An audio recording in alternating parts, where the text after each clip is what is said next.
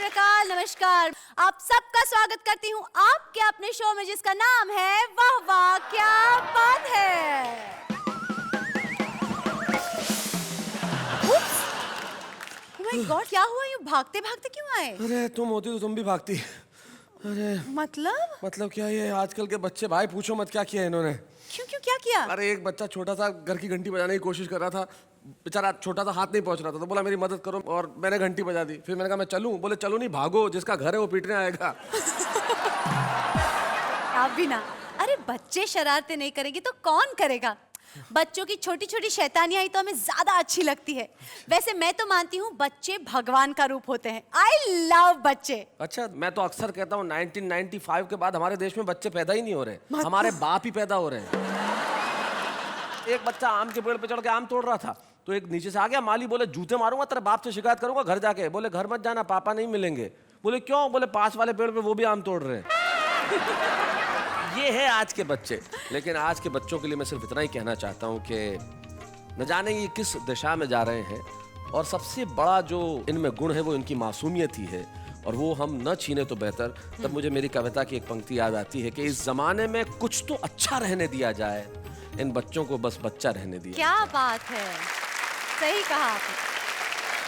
और आज हम इन्हीं बच्चों पर बात करेंगे, और बच्चों पर जो बात करने बड़े आ रहे हैं वो भी माशाल्लाह काफी बच्चे हैं। हम स्वागत करेंगे उनका उस प्रोग्राम में जिसका नाम है वाह वाह क्या बात है। जिनकी नजरों ने दिल चुराया था, उनका बटवा चुरा के मैंने पूछा अपने पड़ोसी से, क्या हमारे पूर्वज बंदर थे? वे बोले तुम्हारे होंगे, हमारे पूर्वज तो अग्रवाल थे।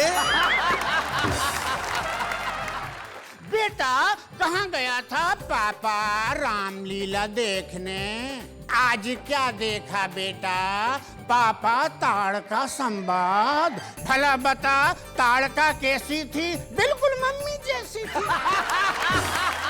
ऐसी दी सौगात जो रोज ही मार लात, मैं फिर लाया हूँ बारात, ससुर जी दूसरी वाली दो, मुझे दूसरी वाली दो।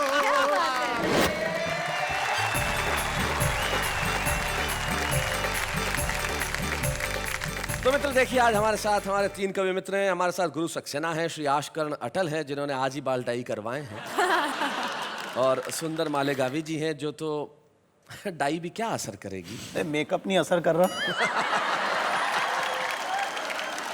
आइए हम शुरुआत करते हैं हिंदी कविताओं के इस कार्यक्रम की जिसका नाम है वाह वाह क्या बात है। तो भाई, सुंदर सी महफिल को शुरू करने के लिए एक सुंदर सी एंकर मेरे साथ खड़ी है, और सुंदर सी कविता अगर हमें सुननी है तो सुंदर से वातावरण में, सुंदर ऑडियंस के बीच में सुंदर अल्फाज का प्रयोग करने के लिए क्यों न सुंदर को ही बुलाया जाए। तो सबसे पहले हमारे बीच में है सुंदर मालेगावी जी।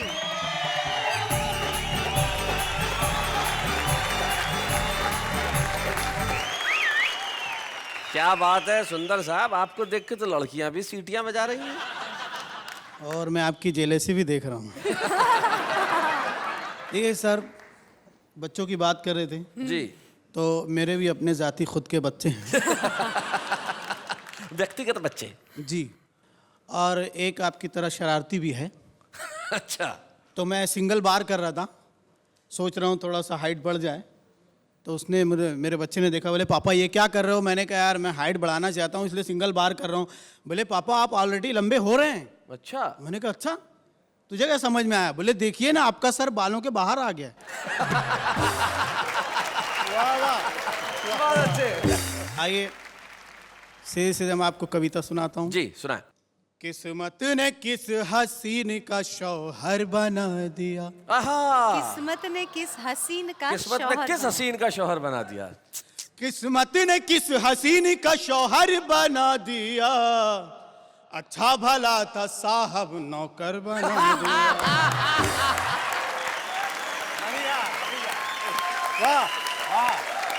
अच्छा भला था साहब नौकर बना दिया, और शादी से पहले मैं भी तो काला गुलाब था। हाय हाय! हाय हाय! क्या बात है।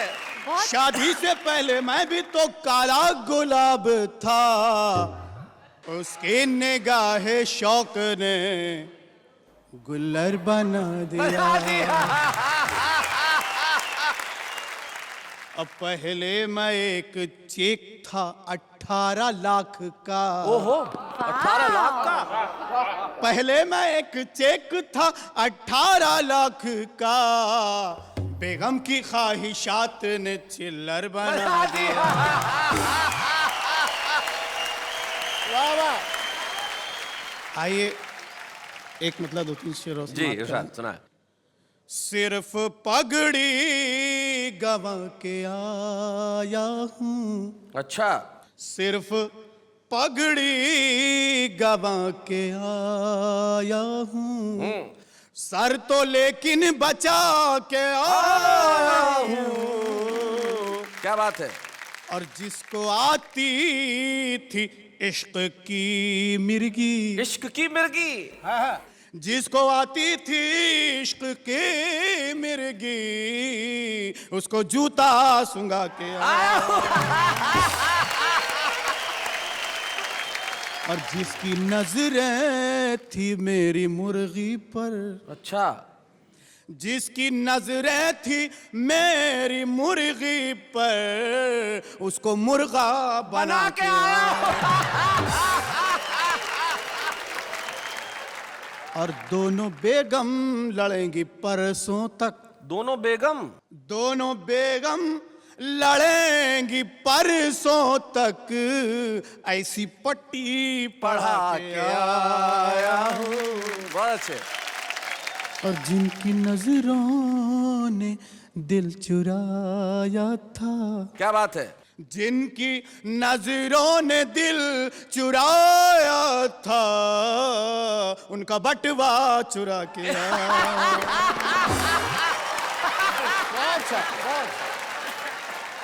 इसी काफिये में एक आध कोई और चीज जोड़ दीजिए। अच्छा, मैं तो सुंदर था पहले भी, आज पाउडर लगा के आया हूँ। आइए एक मतलब 2-3 शेर समाप्त कर लीजिए। इरशाद। आम खाती रही ओहो, बीवियां रात भर। अच्छा, आम खाती रही बीवियां रात आम भर। खाती रही बीवियां रात भर, मैं उड़ाता रहा, मैं उड़ाता रहा मक्खियां रात भर। और दिल जलाती रही सालियां रात भर, दिल जलाती रही, दिल जलाती रही सालियां रात भर, साले करते रहे मस्तियां रात भर। क्या बात है। और देखते देखते फिर सहर हो गई। सुबह, सहर मतलब सुबह। देखते देखते देखते देखते फिर सहर हो गई, दोनों खाते रहे फलियां रात भर। और मुर्गा एक टांग पर सिर्फ सोता रहा, आहा, मुर्गा एक टांग पर, मुर्गा एक टांग पर सिर्फ सोता रहा, कुड़कुड़ाती रही, कुड़कुड़ाती रही मुर्गियां रात भर, के छटपकती रही अब के बरसात में। वाह वाह। छाता टपकती रही, छटपकते रहे अब के बरसात में, लेके फिरता रहा, लेके फिरता रहा गादियां रात भर।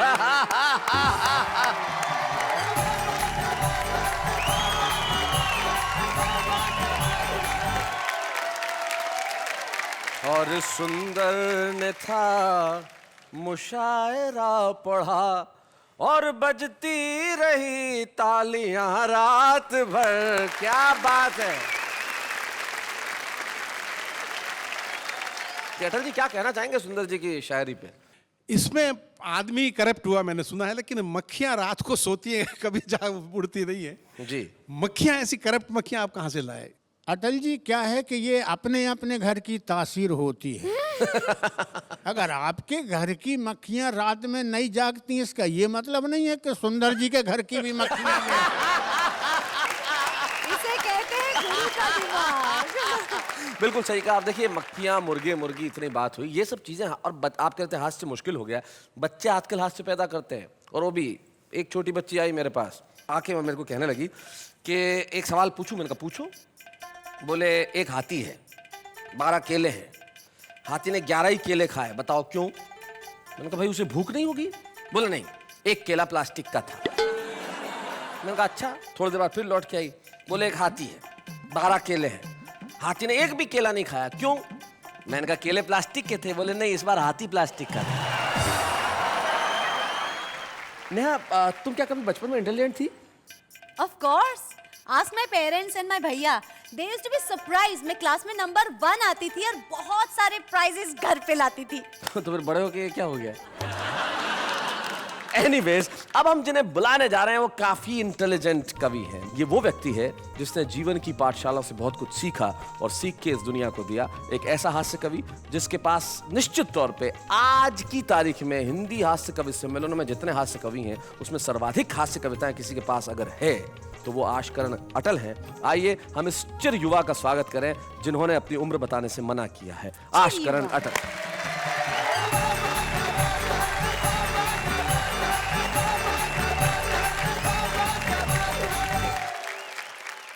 जैसा कि आपको पता है, बच्चों के सवाल बहुत ही प्यारे होते हैं लेकिन उतने ही खतरनाक।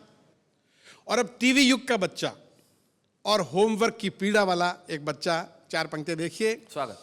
कि बच्चे ने पूछा होमवर्क करते करते, आदमी शादी क्यों करता है? अच्छा। बाप ने सवाल के वजन को तोला और फिर टालने के लिए बोला, आदमी शर्ट में बटन नहीं टांग सकता ना, इसलिए शादी करता है। अच्छा। बच्चे ने फौरन दूसरा सवाल किया, फिर दर्जी क्यों शादी करता है? आपके सारे बहाने बेकार हैं, मेरा होमवर्क करके दीजिए। इस होमवर्क के लिए आप जिम्मेदार हैं। अच्छा। आपने शादी की तो मैं आया तो स्कूल गया जी। स्कूल गया तो ये होमवर्क मिला। अब ये होमवर्क मैं क्यों करूं? शर्ट में बटन टांकने आपको नहीं आते थे, उसकी सजा मैं क्यों भुगतूं?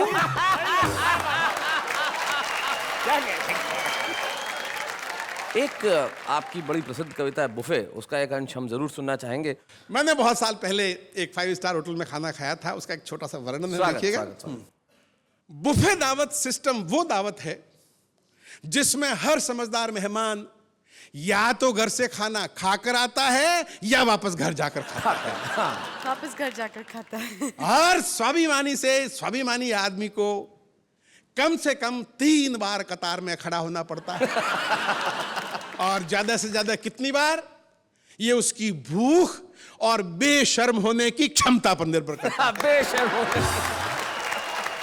और इतनी बार लाइन में लगने के बाद कोई भला आदमी तो इतना दुखी हो जाएगा कि फिर ठीक से खाना ही नहीं खा पाएगा। जी। और पंक्ति देखिए कि बुफे दावत में कौन सैकड़ों बार खा चुका पुराना खुर्राट बुफेबाज है? बुफेबाज कौन खुर्राट बुफेबाज है और कौन नया मेहमान है? इसकी पहचान बहुत आसान है। पुराना अपनी प्लेट में जरा सा 1-2 चम्मच खाना ऐसे धर लाता है जैसे सत्यनारायण का प्रसाद लाया हो। अच्छा। जबकि नया अपनी प्लेट में खाने की हर डिश ऐसे भर लाता है जैसे कोई भिखारी 10 घरों से भीख मांग कर लाया हो।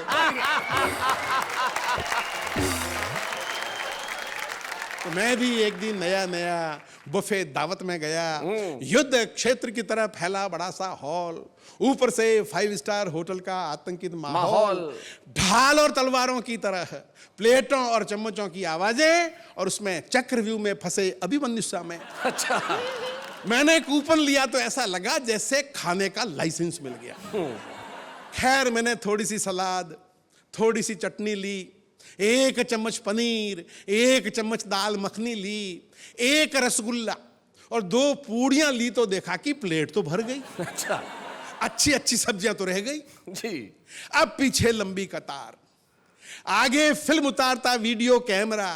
मैं बाकी पकवानों को ऐसे देखते हुए निकला जैसे सकल पदार्थ या जगमाही कर्महीन नर पावत नाहि। भाई क्या बात है, बढ़िया। और एक सीन आपके साथ में हुआ होगा कि प्लेट में कटोरियां रखता तो खाने के लिए स्थान नहीं बचता, सही बात है। और बिना कटोरी के खाना लिया तो दाल में रसगुल्ला और रायते में सब्जी मिल गई। और पता नहीं क्या मिलकर पता नहीं कौन सी डिश बन गई। जी। और बुफे दावत पे आपने देखा होगा वहां आदमी खाना खाने के लिए कम आता है, बातें करने के लिए ज्यादा आता है। अब मैं जो ही एक प्लेट में खाना भर के एक तरफ कोने में जाके खड़ा होके खा रहा था, एक भाई साहब आए और आते ही पूछा, आपने रसगुल्ला तो लिया ही नहीं। अच्छा। मन में आया बोल दूं, ये दाल और चटनी में डूबा पड़ा है वो रसगुल्ला ही है। बहुत अच्छे।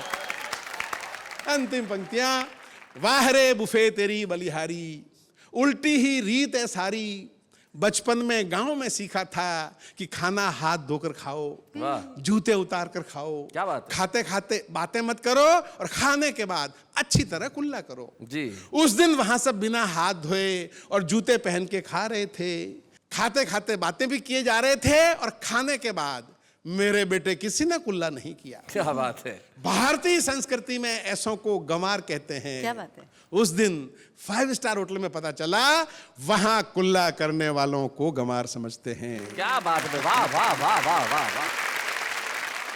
ये कविता जो अटल जी सुना रहे हैं, ये छत्तीसगढ़ में 11वीं कक्षा में हिंदी के पाठ्यक्रम में पढ़ाई जाती है, तो हमें लगता है आपको वो कविता जरूर सुनानी चाहिए। बहुत खूब। कविता का शीर्षक है, क्या हमारे पूर्वज बंदर थे। घर में पाते ही एकांत मैं रटने लगा डार्विन का सिद्धांत। हमारे पूर्वज बंदर थे, हमारे पूर्वज बंदर थे, और जब मैं रट रहा था तब पिताजी अंदर थे। बहुत अच्छे। तब पिताजी अंदर थे, वे आए और चिल्लाए, ये क्या बकता है, पूर्वजों को बंदर कहता है। सोचा था पढ़ेगा लिखेगा, बाप दादों का नाम रोशन करेगा, नाम रोशन करना तो रहा दूर, उल्टे बता रहा उनको लंगूर। पिताजी ने खींच के एक हाथ दिया। मैंने डार्विन साहब को याद किया कि आप तो मर गए, मेरी जान को मुसीबत कर गए। जी। बंदर को पूर्वज मानू तो घर में पिटाई, और ना मानू तो स्कूल में धुलाई। जी। मैंने सोचा सबसे पूछा जाए और फिर किसी नतीजे पे पहुंचा जाए। मैंने पूछा अपने पड़ोसी से, क्या हमारे पूर्वज बंदर थे। वे बोले तुम्हारे होंगे, हमारे पूर्वज तो अग्रवाल थे। बहुत अच्छे। पंक्ति देखिएगा जी। कि दादाजी एक दिन सायंकालीन आम के एक भयंकर शौकीन अपने मित्र राम दुलारे के संग बाजार को गए। आम का दाम सुन राम दुलारे राम को प्यारे हो गए। दादाजी मुंह लटकाए घर वापस आए। मैंने दादाजी से पूछा, क्या आदमी पहले बंदर था। दादाजी बोले रोते रोते, काश हम आज भी बंदर होते तो राम दुलारे यूं नहीं मरता। क्या बात है, क्या बात है। काश हम आज भी बंदर होते तो राम दुलारे यूं नहीं मरता, किसी पेड़ पर चढ़ता, जी भर के आम चूसता, न बाजार जाता न भाव पूछता। भाई क्या बात अगर है, बंदर वाह, वाह, होता वाह। तो राम दुलारे भाई बहुत अच्छा। मैंने एक मदारी से पूछा, वाह। क्या आदमी पहले बंदर था। वो बोला, देख भैये, हम आदमियों को बंदर से मुकाबला नहीं करना चाहिए। कहां आदमी कहां बंदर, आदमी की आज क्या है कदर। मैं जगबीती नहीं आप बीती सुना रहा हूं, अपने घर की बात बता रहा हूं। मेरे एक बंदर जैसा बेटा है और एक ये बेटे जैसा बंदर है। वाह वाह वाह वाह, क्या बात है, बहुत अच्छे, बहुत बढ़िया। मेरे एक बंदर जैसा बेटा है और एक ये बेटे जैसा बंदर। मैंने इसे नचा नचा कर उसे पढ़ाया लिखाया, वाह वाह, एमए पास कराया। 3 साल हो गए, वो आज भी नौकरी के लिए मारा मारा फिरता है और ऐसे में ये बंदर मेरे पूरे परिवार का पेट भरता है। भाई क्या बात है भाई, बहुत अच्छा, बहुत बढ़िया। देख भाई, ये हम आदमियों को बंदर से मुकाबला नहीं करना चाहिए। हर एक की बात ने मन को छुआ। वाह, उत्तर तो नहीं मिला, पर एक प्रश्न और उठ खड़ा हुआ। अब मैं ये नहीं पूछता कि क्या आदमी पहले बंदर था, वो प्रश्न खड़ा है वहीं का वहीं। आजकल मैं पूछता हूं, आदमी भी आदमी है कि नहीं? क्या बात है, आदमी भी वाह वाह आदमी। वाह वाह, बहुत बढ़िया।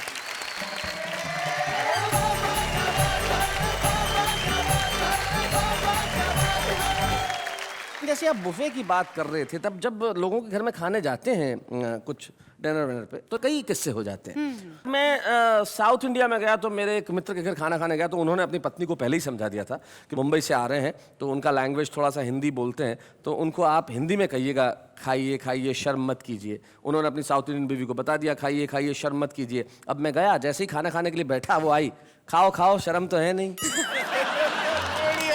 अब ऐसे में क्या किया जाए साहब?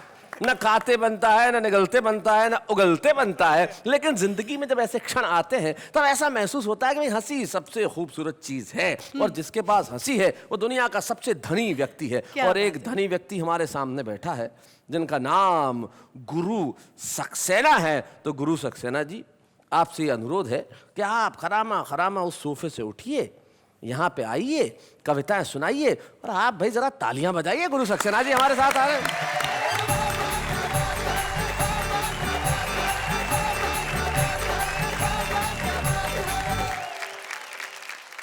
हमारे अटल जी बड़े कवि हैं, लेकिन हमारे हिंदी साहित्य की परंपरा में किसी ने भी सूर्य को कोई उपमा नहीं दी आजकल जी। किसी भी कवि ने इसका प्रयोग क्यों नहीं किया?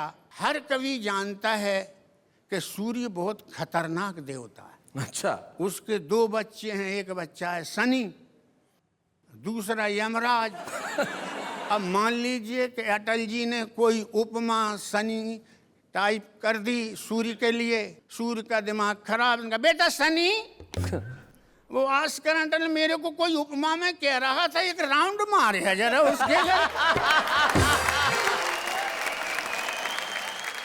बच्चों के बारे में तरह तरह की बातें हुई। मैं भी बच्चों के बीच में पूरी जिंदगी रहा, उनमें अधिकांश बच्चे मेरे अपने थे। इसमें हंसी की कोई बात नहीं है, वसुदेव कुटुंबकम। मैं तो इन बच्चों को भी अपना ही मानता हूँ। भले ही अपना योगदान ना हो, लेकिन मान लेने में क्या हर्ज है। एक बात विशेष रूप से मैं ये बताना चाहूँगा कि बच्चों की कोई उम्र नहीं होती, साइज नहीं होती कि कितने बड़े बच्चे जी। इसलिए मैं आपकी मानसिकता धीरे धीरे वहाँ तक पहुँचाऊँगा। एक बच्चे का उदाहरण कि पिताजी आप जानते नहीं हैं कैसे पढ़ता हूँ, मानते नहीं हैं। हाँ, आप तो जबरदस्ती पढ़ाना चाहते हैं, शिक्षा के क्षेत्र में बढ़ाना चाहते हैं। जब मैं रहता हूँ क्लास में, मास्टर रहते हैं पास में, प्रश्न पूछते जब नहीं बनता है, तुम्हारा बेटा तब शिक्षक से सुनता है, सक्सेना पढ़ने में बहुत ही कच्चे हो, पढ़ोगे का खाक गधे के बच्चे। पढ़ोगे क्या खाक गधे के बच्चे हो। पिताजी गधा मेरा बाप है तो आप कौन हैं? अब मैं बहुत छोटे साइज के बच्चे की बात कर रहा हूं जिसको अभी संसार में कोई ज्ञान नहीं जी। बेटा कहाँ गया था? पापा रामलीला देखने। आज क्या देखा बेटा? पापा ताड़का संवाद। तूने ताड़का देखी थी? हाँ पापा जी देखी थी। भला बता ताड़का कैसी थी? बिल्कुल मम्मी जैसी थी। जैसे कि कॉलेज में इलेक्शन होते हैं जी। अब मैं उस बच्चे की बात कर रहा हूँ। तो बच्चों के साथ में कुछ बच्चियां भी होती, आपस में बुझा रही थी पहेलियां। हाँ। सुभाष पार्क में बैठी थी 4 सहेलियां।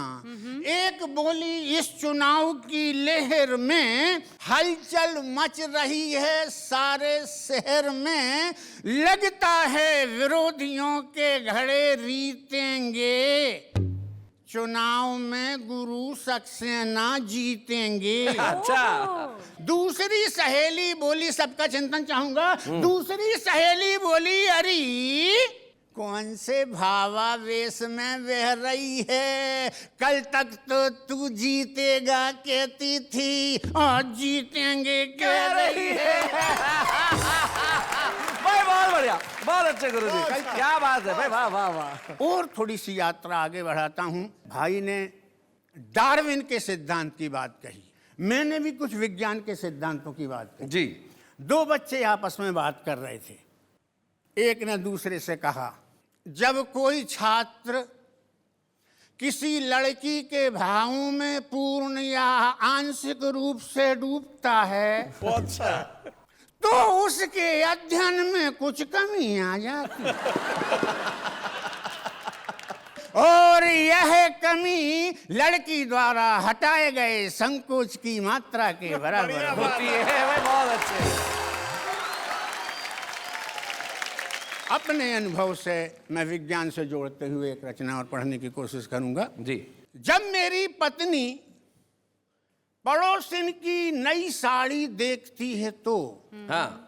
हाइड्रोजन गैस बनकर जलने लगती। अच्छा। जब मेरी पत्नी पड़ोसिन की नई साड़ी देखती है तो हाइड्रोजन गैस बनकर जलने लगती है। उसका जलना देखकर पड़ोसिन और नई नई साड़ियां लाकर उसे दिखाती है, यानी कि ऑक्सीजन गैस बनकर उसके जलने में सहायता पहुंचाती। भाई बहुत अच्छे। इस प्रकार हाइड्रोजन और ऑक्सीजन, इन दोनों से बने हुए समीकरण के बीचों बीच मेरा सारा धन पानी बनकर क्या बह बात जाता है, वाह वाह वाह वाह, बहुत अच्छा,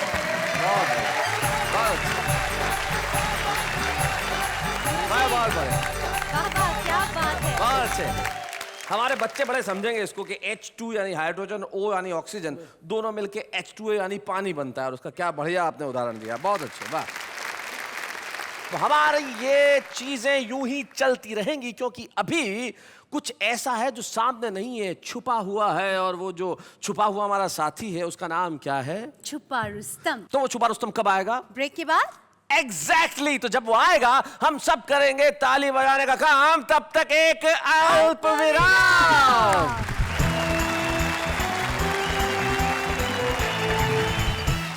भाई देश की जनता जब हमारे साथ है तो वाह वाह क्या बात है।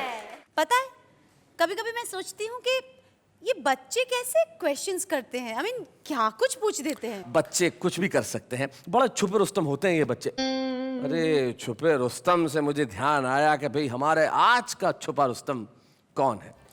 तो राजस्थान के एक बेहद छोटे कस्बे से हमारे बीच में जो आज हमारे छुपे रुस्तम आ रहे हैं वो बड़े सुरीले हैं, और उनका नाम ही है संपत सुरीला। जोरदार तालियों के साथ स्वागत करें।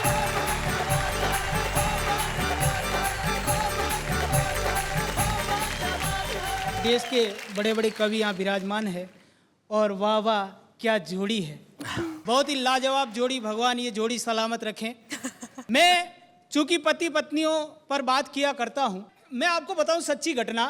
एक बार एक आदमी की शादी हुई साहब। अब शादी हुई तो हुई, लेकिन उसके 6 के 6 साले, 6 के 6 पहलवान। अब 6 पहलवान भाइयों की इकलौती बहन, वो भी पहलवान नहीं, तो वो मरियल सा आदमी, जैसा वो कहती करता, जैसा वो नचाची नाचता। लेकिन आखिर मर्द का बच्चा था। एक दिन पत्नी ने गलती कर दी और उसने जोरदार उसको डांट दिया। वो रोते रोते अपने पहलवान भाइयों के पास गई कि तेरे जीजा ने मुझको डांटा। तो उन्होंने कहा उस मच्छर की इतनी हिम्मत, तू जा घर पे और उसको भेज। वो घर जाके अपने पति से कहती कि मेरे भाइयों ने तुम्हारे लाड प्यार करने के लिए बुलाया है, आप वहां जाइए। वो दामाद की तरह सज सज कर जैसे ही ससुराल पहुंचता है, 6 के 6 पहलवान भाई उसके ऊपर टूट पड़ते हैं, उसका कचूमर निकाल देते हैं। थके हाल फटे हाल वापस घर आता है। पत्नी पूछती है क्या हुआ, तो पति जवाब देता है जी हर पप्पू की मम्मी तेरे भाई कसाई है, दया नहीं आई कर दी ठुकाई, अंग अंग तोड़ा मेरा कर दी धुनाई, कर दी पिटाई के बाल पकड़ के दिया जोर से झटका, बाहों में उठा के मुझे जमीन पे पटका, जूते और चप्पल से कर दी ऐसी सुताई है, तालियां बजाई। अब जब आदमी भाई साहब कुंठित हो जाता है तो उसके अंदर गलत गलत आइडियाज आते हैं। वो देखता है यार साले भी आए दिन सताते रहते हैं, पत्नी भी रोज पीटती रहती है, ससुर बेचारा अच्छा है कोई नई व्यवस्था कर देगा। तो उसने अपने 5-15 पत्नी पीड़ित लोगों को इकट्ठा किया, बैंड बाजा मंगाया, घोड़ी मंगाई, घोड़ी पे बैठ के ससुर के द्वार पे। तो ससुर ने कहा कि जमाई जी आज कैसे, तो जमाई ने जवाब दिया और ऐसी दी सौगात जो रोज ही मार लात, मैं फिर लाया हूँ बारात ससुर जी दूसरी वाली दो, मुझे दूसरी वाली दो। अरे लड़की है तेरी अनाड़ी जैसे बैल हो बिन गाड़ी, इसलिए जाए भले कबाड़ी, मुझे दो दूसरी वाली दो। आजकल के नौजवान बच्चे तरह तरह की चीजें इस्तेमाल करते हैं हेयर स्टाइल बनाने में। मेरे को एक सच्ची घटना याद है। एक बार एक लड़के के बड़े सुंदर सुंदर बाल, बड़ी बड़ी मूछें, बड़ी बड़ी दाढ़ी। एक लड़की ने उसको देखा और देखते ही उसके बालों पे फिदा हो गई कि शादी करूंगी तो इसी सुंदर बाल वाले लड़के से, वरना जिंदगी भर कंवारी रहूंगी। बात शादी तक पहुंची, लेकिन एक शर्त रखी कि ये लड़का अपने बाप के साथ विदेश जाएगा, 1 साल के बाद पुनः लौट के आएगा तो तेरी शादी इससे कर दी जाएगी। लड़की ने कहा कि मैं तो इसके बालों से इतनी मोहब्बत करती हूँ 4 साल भी इंतजार कर लूंगी। लड़का अपने बाप के साथ विदेश जाता है, वहां पाश्चात्य संस्कृति में रंग कर माथे पे जाने क्या क्या लगाता है। थोड़े दिनों बाद तो बिल्कुल सारे बाल उड़ जाते हैं, गंजा हो जाता है। हिंदुस्तान लौट के आता है, लड़की लड़के को देख के कहती है भैया तू नहीं बन सकता मेरा सैया, तू तो ये बता दे कि ये हाल हुआ कैसे। के तेल था खुशबू वाला, तेल था खुशबू वाला, माथे में जो ही डाला धीरे धीरे उड़ने लगे बाल, हूँ तभी से टकला मेरी जान, काली दाढ़ी और मूछे पर इनको कौन पूछे, इच्छा यही है मेरी सिर पे हो काले गुच्छे, चेहरा सजनी को भाए और वो मेरी हो जाए, बगिया है उजड़ी उजड़ी इसमें हरियाली आए, तन मेरा था स्वदेशी चीजें अपनाई विदेशी, फिर कैसे बचाता खुद कमाल, दिखने लगा है चमकीला चांद। अब इतना करते हुए भी उस लड़के के माथे पे 2 बाल बच ही गए। अच्छा, अब वो दोनों बाल आपस में बात कर रहे हैं, यार ये लड़का जाने माथे पे क्या क्या लगाता रहा, फिर भी इसके माथे पे हरियाली नहीं आई। हम दोनों बाल आपस में एक काम करते हैं, हम दोनों बाल आपस में शादी कर लेते तो हमारी जो संतानें होगी जिससे इसका पूरा माथा हरा भरा हो जाएगा। तो दूसरे वाले बाल ने कहा नहीं हम ऐसा नहीं कर सकते। कि क्यों? क्योंकि हमारे हिंदुस्तान में बाल विवाह करना कानूनी अपराध है।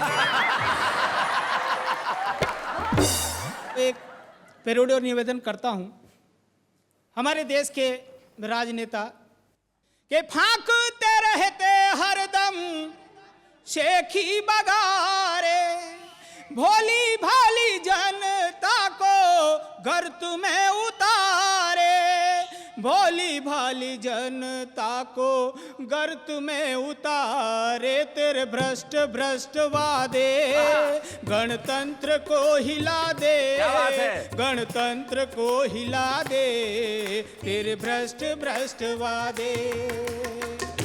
आतंकवाद है, नक्सलवाद है, तेरे ही कारण यहाँ जंगल राज है। क्या बात है? बेरोजगारी, भ्रष्टाचारी, काला बाजारियों का तू सरताज है, काला बाजारियों का तू सरताज है। तेरे सस्ते सस्ते प्यादे क्या बात है? बुनियादों को हिला दे, बुनियादों को हिला दे, तेरे भ्रष्ट भ्रष्ट वादे। बहुत बहुत आभार। क्या बात है, वाह।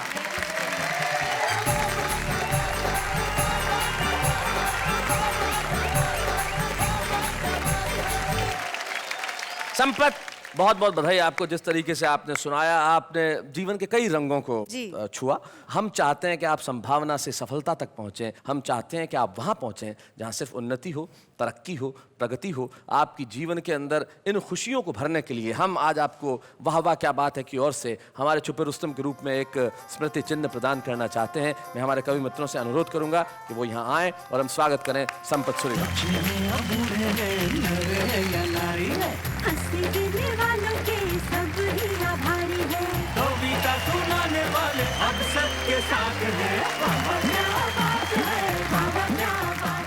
अभी तो हमने दिया है इनको सम्मान, लेकिन अभी हम ले रहे हैं एक अल्प विराम।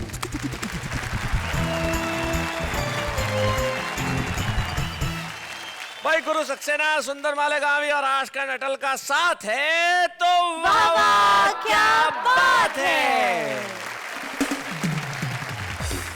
हमारे एक कवि मित्र थे श्याम ज्वालामुखी, जो इस दुनिया में नहीं रहे, पर वो एक बहुत बढ़िया बात कहते थे, कठिन लिखना कठिन काम नहीं है, लेकिन सरल लिखना बहुत कठिन है। तो ये जो सरलता है ये बड़ी कमाल की है। जैसे हमारे कॉलेज के दिनों में लड़कियां अपनी सहेलियों को खत लिखती थी, तो उसमें लिखती थी कि बाथरूम में कपड़े कूट कूट के धोती हूँ और सहेली तेरी याद में फूट फूट के रोती हूँ। तो ये जो कूट कूट से फूट फूट की जो तुक है वो हमारा आम आदमी करता है। तो ये जो आम आदमी होता है वो कहीं ना कहीं कविता लिखने का कारण ढूंढ ही लेता है। जैसे हमारे ये दोस्त दुकानदार से, मैडम एक प्रोडक्ट ले लो, बहुत अच्छा है। अबे फ्लोटिंग बनकर मेरा एक बच्चा है।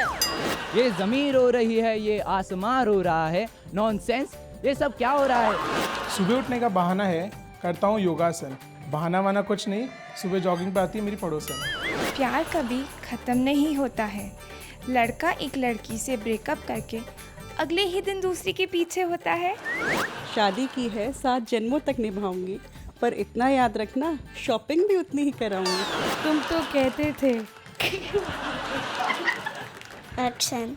तुम तो कहते थे लाऊंगा चांद तोड़कर, तुम तो कहते थे लाऊंगा चांद तोड़कर, पहले दिखाओ इस डब्बे का ढक्कन खोलकर।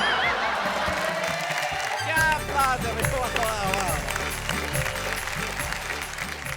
वाह वाह इस हिम्मत के लिए। आम आदमी तो आम आदमी है, जो जैसा सोचेगा वैसा कहेगा, और असलियत तो वही है कि जैसा दिखता है अगर आदमी वैसा ही लिखता है तो वो सच है।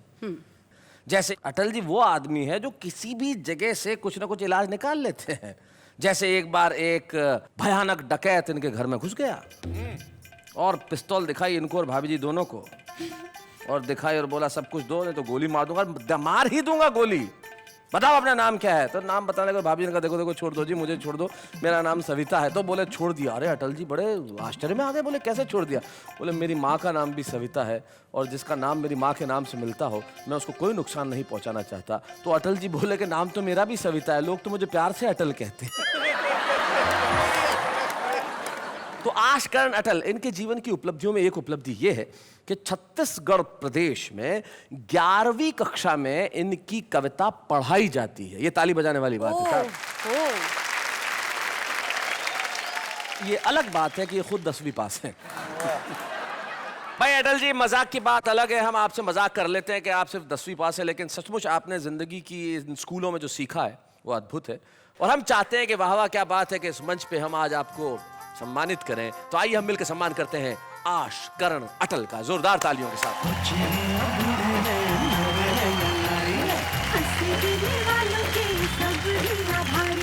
कविता सुनाने वाले अब सबके साथ हैं।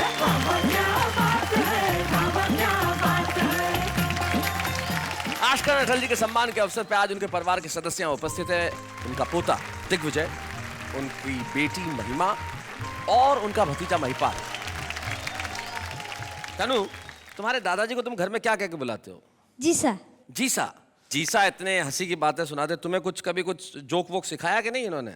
मैं एक बार एक मास्टर अपनी क्लास को पढ़ाता है, बोलता है कि दिल्ली में कुतुब मीनार है। अच्छा। तो एक बच्चा सोता होता है, वो बोलता है कि हे तुम सो रहे हो, उठो, आज तुम्हारा पहला दिन है और पहले दिन में सो गए। हाँ। तो वे बोलता है कि नहीं सर, मुझे थोड़ी नींद आ गई थी ना, तो मैं थोड़ा आधा सो रहा था और आधा जाग रहा था। तो बोलो मैंने अभी क्या बोला? सर आपने बोला कि दिल्ली में अभी कुत्ता बीमार है। बहुत अच्छे। महिमा, आपके पिता कवि हैं, तो कभी कुछ ऐसी घटना हुई जो इनके बारे में बड़ी रोचक हो? कवि है तो ह्यूमर तो रहता ही है। तो पापा की डांट में भी ह्यूमर है और पापा के प्यार में भी ह्यूमर है। अच्छा, डांट में भी ह्यूमर है? कैसे? वो ऐसे कि स्कूल में सारे सब्जेक्ट्स में मुझे बहुत अच्छे मार्क्स मिलते थे, हिंदी को छोड़ के। हिंदी को छोड़ के? अच्छा। तो जब मैं घर आती थी उनको बोलती थी तो ये मुझे बोलते थे कि क्या बेटा तू हिंदी का खाती है, हिंदी का पीती है, हिंदी के ही कपड़े पहनती है और हिंदी में ही सबसे कम नंबर लेके आती है। बहुत अच्छे। महिपाल, हाँ, आप क्या कहना चाहेंगे अपने जीसा के बारे में? कहते हैं कि कवियों की, लोग कहते हैं कि भाई इनकी इनकम क्या होगी, क्या है, बाकी सबसे रॉयल कवि है, रॉयल्टी से जिए जी। घर में भी वैसे ही और बाहर भी वैसे ही। इसमें कोई शक नहीं कि आश्कर अटल बड़े शाही आदमी हैं। तो आइए मिलके हम एक बार कहते हैं वाह वाह क्या बात है।